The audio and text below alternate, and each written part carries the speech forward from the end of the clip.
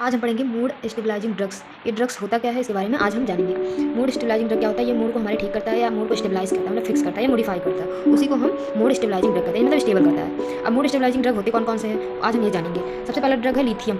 Lithium इसमें सबसे पहला मूड स्टेबलाइजिंग ड्रग होता है लिथियम। अब इसके इंडिकेशन क्या क्या है, किस किस में लिथियम देंगे, तो हम एक्यूट मनिया में देंगे, बाइपोलर डिसऑर्डर, बाइपोलर मतलब मिक्स मूड रहता है, कभी हैप्पी कभी सैड, ये बाइपोलर डिसऑर्डर में देंगे, सिजोफ्रेनिया में देंगे, और सिजोफ्रेनिया मतलब आप लोग जानते हैं कि disturbance in thought emotion feelings, और क्लस्टर हेडेक में देंगे। क्लस्टर हेडेक मतलब वन साइड पेन होता है, वन साइड पेन को ही क्लस्टर हेडेक कहते हैं। तो इन सब चीज़ों में इंडिकेशन, इन सब चीज़ों में लिथियम देंगे। अब बात कर लेते हैं फार्माकोकाइनेटिक्स। फार्माकोकाइनेटिक्स मतलब हमारी बॉडी में ड्रग कैसे एब्जॉर्ब होगा। तो जो हमारा लिथियम होता है वो वेरी क्विकली एब्जॉर्ब होता है, इट एब्जॉर्ब वेरी क्विकली, मतलब 2 से 4 घंटे में एब्जॉर्ब हो जाता है। और इसका एलिमिनेशन हम जान लेते हैं, एलिमिनेशन इसका किडनी के थ्रू होता है, यूरिन फॉर्म में होता है। अब आप लोग इतना जानिए कि मतलब जिसका एलिमिनेशन होता है थ्रू किडनी के थ्रू यूरिन फॉर्म में होता है।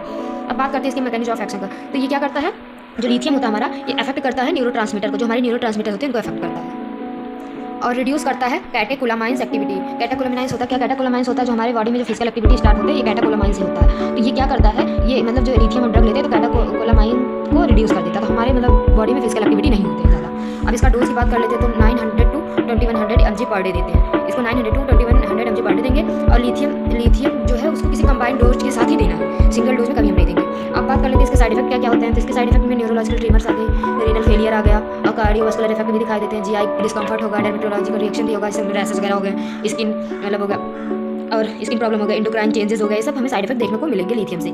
अब बात कर लेते हैं नर्सेज रिस्पॉन्सिबिलिटी की। नर्सेज रिस्पॉन्सिबिलिटी में क्या होता है, अवॉइड करेंगे pre lithium workout. Pre lithium मतलब जैसे कि अवॉइड करने से कॉफी हो गया, टी हो गया, अल्कोहल हो गया, ये सबको हमें जो है अवॉइड करना। और हम क्या करेंगे, मैनेजिंग मेडिकेशन साइड इफेक्ट, और जो मेडिकेशन के साइड इफेक्ट है उसको मैनेज करके चलेंगे, उसको देखते हुए चलेंगे, और इंश्योर करेंगे रेगुलर फॉलोअप, और रेगुलर फॉलोअप को इंश्योर करेंगे और मॉनिटरिंग करेंगे, अगर कोई टॉक्सिसिटी होती है उसको मॉनिटर करेंगे। अब आते हैं सेकंड ड्रग की बात करते हैं, कार्बामेज़ेपाइन। सेकंड ड्रग क्या होता है मूड स्टेबलाइजिंग का, कार्बामेज़ेपाइन।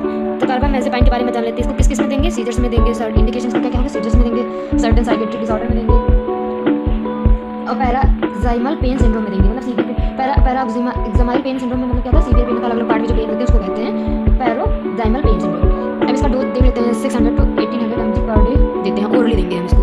अब इसके मोड ऑफ एक्शन की बात कर लेते हैं। तो क्या करता है, हम ये मतलब डिक्रीज कर देता है synaptic transmission in the CNS, मतलब जो सिनेप्टिक ट्रांसमिशन होता है सीएनएस उसको डिक्रीज कर देता है। अब साइड इफेक्ट की बात करें तो ड्राउजीनेस, जैसे रेस्टलेस फील होता है, कंफ्यूजन होता है, स्किन रैशेस होते हैं, जीआई प्रॉब्लम होता है, ड्राई माउथ होता है, ये सब होता है। ड्राउजीनेस होगा, कंफ्यूजन होगा, और स्किन रैशेस होगा, जीआई प्रॉब्लम होगा, और ड्राई माउथ होगा।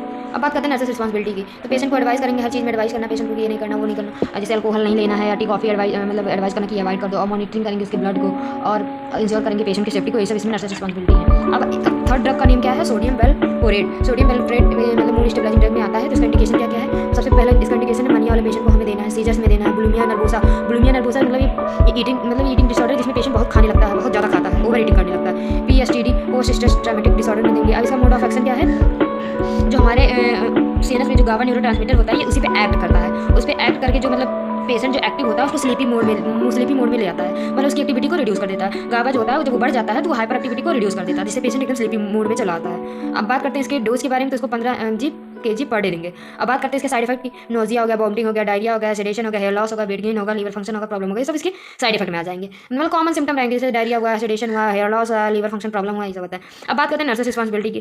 तो पेशेंट को एडवाइस करेंगे take a food then take medicine, GI problem, मतलब पेशेंट को ऐसा एडवाइस करेंगे अगर कोई दवा ले तो उसको इससे पहले फूड लेना है तो उसको जीआई प्रॉब्लम हो सकती है, और थायराइड फंक्शन टेस्ट कराएंगे, GI irritation, hepatic function examination of blood count, मतलब थायराइड फंक्शन में भी प्रॉब्लम आ सकता है, इस मेडिकेशन से जीआई इरिटेशन हो सकता है, हेपेटिक फंक्शन में भी प्रॉब्लम आ सकता है, और ब्लड काउंट में भी प्रॉब्लम आ सकता है, इसलिए इसको प्रॉपर असेस करना हमारा रिस्पॉन्सिबिलिटी बनता है।